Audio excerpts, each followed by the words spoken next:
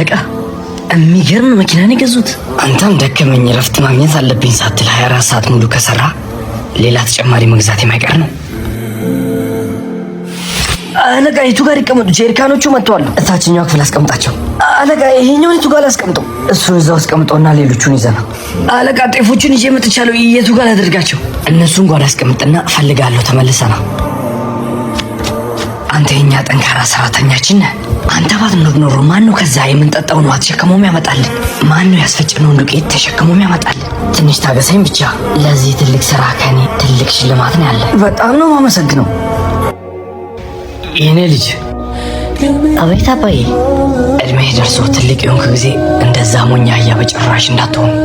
የዓለማትን እውነት ያልተረዳ እድሜ ልኩን ውሃ ተሸክሞ የሚኖር በጭራሽ እንደሱ እንዳትሆን። እሺ አባዬ።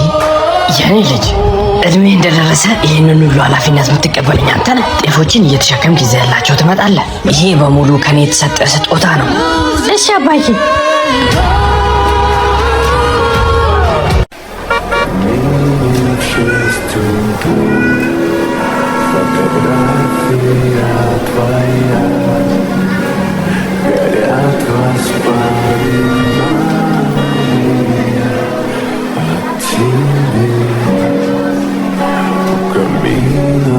ሁለት ኪሎ አድርጊው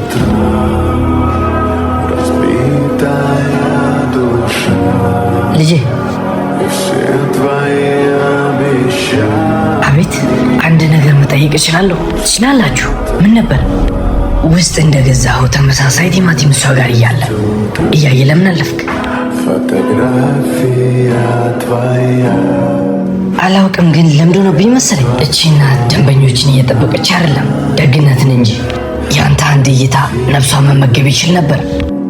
ልጄ፣ በዝምታ ውስጥ ያሉትን ልቦች አስተውል። ዓለም ውስጥ ካሉት ሳንቲሞች በሙሉ ደግነት ይበልጣል። እቺ ምስኪን እናት ጉሊቶችን ሳይሆን ተስፋን ይዛን የተቀመጠችው።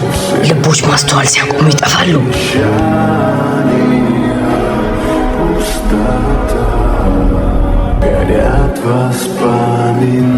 ልቦች ማስተዋል ሲያቆሙ ይጠፋሉ። የተወሰነ ገዝተን እንሞክር። ናዘር፣ ቲማቲም ፈልጌ ነበር። ፍሬሽ ናቸው? አዎ፣ እንደምትመለከተው ቆንጆ ቆንጆ ቲማቲሞች አሉ። ስንት ኪሎ ላደርግልኝ? አሪፍ ነው የምትሉትን ግማሽ ኪሎ አድርጉልኝ። እሺ፣ ችግር የለም ልጄ።